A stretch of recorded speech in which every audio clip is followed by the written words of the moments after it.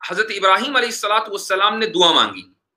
وہ دعا یہ تھی کہ رب حبلی من الصالحین، اے اللہ، اے میرے پروردگار، مجھے ایک ایسا بیٹا دے دے جو نیک لوگوں میں سے ہو، جو نیک لوگوں میں سے ہو، من الصالحین. آیت نمبر 101 فبشرناہ بغلام حلیم، چنانچہ ہم نے انہیں ایک بردبار لڑکے کی خوشخبری دی. سورہ ابراہیم میں ایک آیت ہے الحمدللہ الذی وہب لی علی الکبر اسماعیل و اسحاق ان ربی لسمیع الدعاء، کہ تمام تعریف ہے اس اللہ کے لیے کہ جس نے اس بڑھاپے میں مجھے نمبر 1 اسماعیل دیا، نمبر 2 اسحاق. پہلے اسماعیل کا ذکر ہے پھر اسحاق کا ذکر ہے، ترتیب. اسماعیل کا لفظ پہلے، وہب لی علی الکبر اسماعیل و اسحاق. اچھا، اس آیت کے اندر اسماعیل اور اسحاق کا ذکر ایک کے بعد یعنی ترتیب کے ساتھ آیا ہے. یہاں پر سورہ صافات میں فبشرناہ بغلام حلیم، آیت نمبر 101، کہ ہم نے ان کو ایک بردبار لڑکے کی خوشخبری دی. اس کے بعد دوبارہ اللہ تعالیٰ فرماتا ہے آیت نمبر 112 میں، یعنی 11 آیتوں کے بعد، وبشرناہ باسحاق نبیا من الصالحین، ہم نے انہیں اسحاق کی خوشخبری دی کہ وہ صالحین میں سے ایک نبی ہوں گے. تو آیت نمبر 101 میں غلام حلیم کا تذکرہ ہے اور آیت نمبر 112 میں اسحاق کا تذکرہ ہے. تو اس کا مطلب یہ ہوا کہ غلام حلیم سے مراد اسماعیل ہی ہیں، اسحاق نہیں ہو سکتے. ایک بات. دوسری بات یہ ہے کہ ان ربی لسمیع الدعاء، میرا رب دعا سننے والا ہے، سمیع الدعاء. اب آپ یہ دیکھیے کہ اسماعیل کے معنی کیا ہے. لفظ اسماعیل ہبرو کا لفظ ہے، تو اس کے معنی کیا ہے؟ اسماعیل کے معنی آتے ہیں سمیع اللہ، اللہ نے سنا، یہ اسماعیل کے معنی ہے. تو حضرت ابراہیم نے دعا مانگی کہ اے اللہ، میرے یہاں اولاد نہیں ہے، آپ مجھے اولاد دے دیجئے. دعا مانگی یہاں تک کہ جب وہ 86 سال کے تھے، خود تورات کی روایت ہے کہ جب وہ 86 سال کے تھے تو حضرت ابراہیم کے یہاں لڑکا ہوا. تو حضرت ابراہیم اسحاق نام نہیں رکھیں گے اس لڑکے کا، چونکہ دعا کی جو قبولیت ہے وہ اسماعیل پر ہوئی ہے، تو نام انہوں نے اسماعیل رکھا. کیوں؟ اس لیے کہ اسماعیل کے معنی ہے دعا قبول ہوئی، سمیع اللہ، اللہ نے سنا. تو اس سے یہ ثابت ہوا کہ فبشرناہ بغلام حلیم جو آیت نمبر 101 ہے، اس سے مراد اسماعیل علیہ الصلوۃ والسلام، اس سے مراد اسحاق علیہ الصلوۃ والسلام نہیں ہے. اب آ جائیے آپ تورات کے اوپر.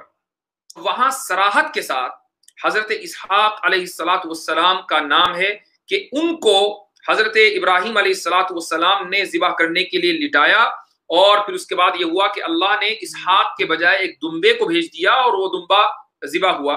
تو گویا کہ وہ اسماعیل علیہ الصلوۃ والسلام کو ذبیح اللہ نہیں مانتے، بلکہ اسحاق علیہ الصلوۃ والسلام کو ذبیح اللہ مانتے ہیں. اچھا، وجہ کیا ہے؟ وجہ یہ ہے کہ ذبیح اللہ ہونا، میں آپ کو پہلے یہ بتا دوں کہ جو ٹریڈیشن ہے بنو اسرائیل کا، حضرت ابراہیم کا اور اس کے بعد بنو اسرائیل کا، وہ یہ کہ اللہ جس کو بطور نظر کے قبول کر لے اس کی حیثیت اور اہمیت بہت بڑھ جاتی ہے. تو یہودیوں کو یہ تسلیم نہیں ہے کہ حضرت اسماعیل کا اسٹیٹس حضرت اسحاق سے بلند ہو جائے. کیوں؟ اس لیے کہ حضرت اسماعیل نبی کریم صلی اللہ علیہ وسلم کے جد امجد ہیں، اور حضرت اسحاق علیہ الصلوۃ والسلام تمام بنو اسرائیل کے جد امجد ہیں. نبی کریم صلی اللہ علیہ وسلم نے کبھی یہ فرق نہیں کیا کہ یہ میرے جد امجد ہیں، یہ تمہارے جد امجد ہیں، میں تمہارے جد امجد کو نہیں مانتا.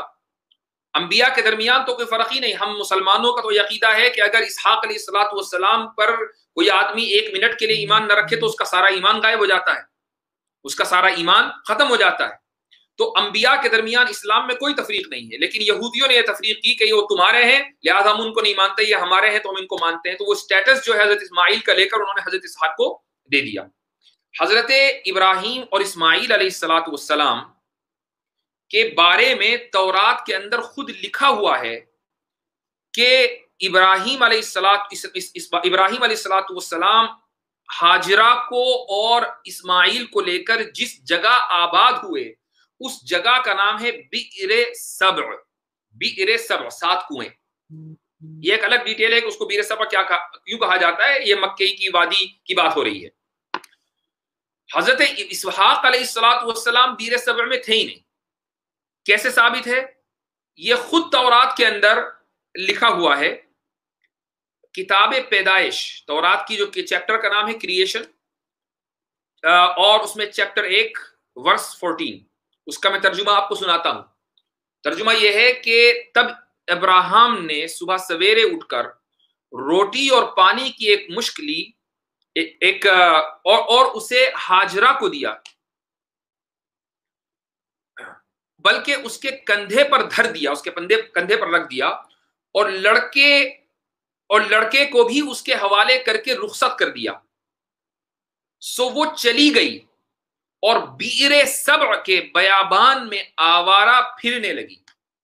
وہ چلی گئی، کون؟ ہاجرہ چلی گئی، اور ہاجرہ کے پاس بیٹا تھا۔ ہاجرہ کے بیٹے کون ہیں؟ اسماعیل ہیں۔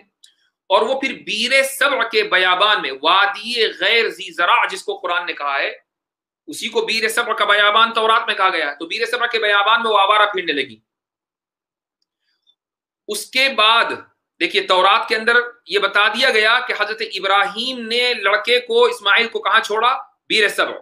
اچھا، جس جگہ حضرت اسحاق کے ذبح ہونے کا واقعہ تورات میں لکھا ہوا ہے، وہاں یہ بھی لکھا ہوا ہے کہ حضرت ابراہیم نے جب اسحاق کو ذبح کر دیا تو وہ بئر سبع آ گئے۔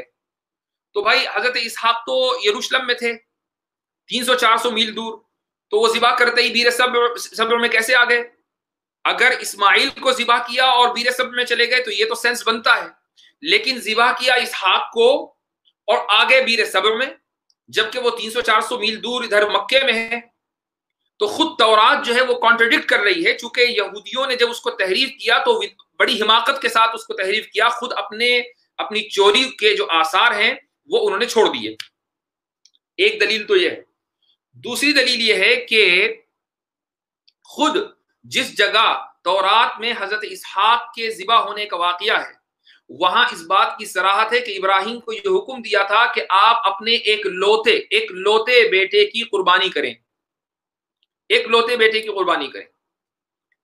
اب یہ یہودی بھی مانتے ہیں کہ حضرت اسماعیل بڑے ہیں، 14 سال بڑے ہیں حضرت اسحاق علیہ السلام سے۔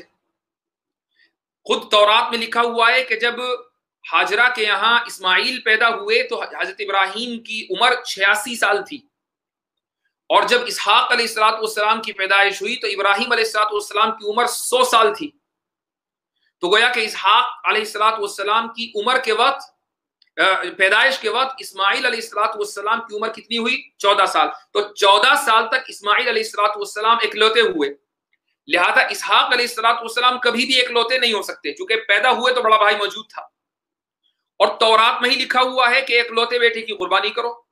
تو پھر اسحاق علیہ السلام اس کا مصداق کیسے بن سکتے ہیں؟ اس کا مصداق تو اسماعیل علیہ السلام ہی ہوں گے۔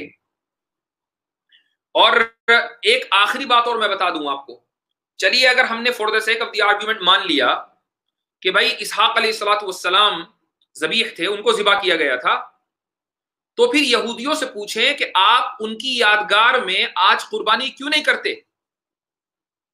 ہم مسلمان تو اسماعیل اور ابراہیم علیہ السلام کی یاد میں عید الاضحیٰ کے موقع پر قربانی کرتے ہیں، حج میں قربانی ہوتی ہے، یہودی کیوں نہیں کرتے؟ حالانکہ ایسا نہیں ہے کہ یہودیوں کے یہاں قربانی کا کانسیپٹ نہیں ہے، قربانی کا کانسیپٹ ہے۔ اس دن جب وہ حضرت موسیٰ علیہ السلام اپنی قوم کو فرعون کے پنجوں سے آزاد کرا کر مصر سے لے کر نکلے، اس کی یاد میں ان کے یہاں یہودیوں میں آج بھی قربانی ہے، تو اس کی یاد میں تو قربانی ہے۔ حضرت اسحاق علیہ السلام کے اس عمل کی یاد میں قربانی کیوں نہیں ہے؟ تو یہ خود اس بات کی دلیل ہے کہ یہودیوں نے تورات کے اندر زبردست قسم کی تحریف کی ہے، محض اس لیے کہ وہ حضرت اسماعیل علیہ السلام کو ڈیگریڈ کرتے ہیں۔ یہ ثابت ہو گئی کہ حضرت ابراہیم علیہ السلام نے جس بیٹے کو ذبح کرنے کے لیے پیش کیا ایک خواب کی بنیاد پر، اس بیٹے کا نام اسماعیل علیہ السلام ہے، نہ کہ اسحاق علیہ السلام۔